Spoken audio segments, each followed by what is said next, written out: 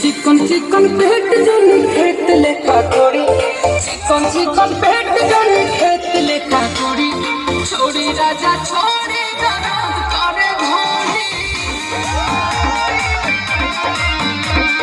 छोड़ी राजा छोड़ी दराद करे घोड़ी, भरे दी फूला है दिन फूल अभी तोड़ी, भरे दी फूला है दिन फूल अभी तोड़ी, छोड़ी राजा छोड़ी दराद करे घोड़ी, छोड़ी राजा छोड़ी दराद करे घोड़ी।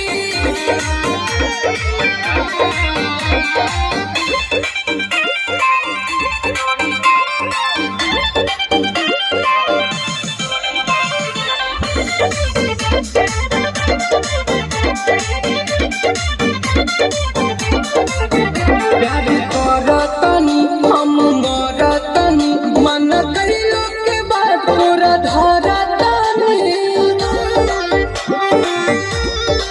कि अभी बाटे शरीर हमरे ऊपर बलह, गाल खींचेला बुझेला ऊपर बलह, खाई उठा लाली जमी अंगूरी से बोरी, खाई उठा लाली जमी अंगूरी से बोरी, छोड़ी राजा छोड़ी दराद करे घोड़ी, छोड़ी राजा छोड़ी दराद करे घोड़ी।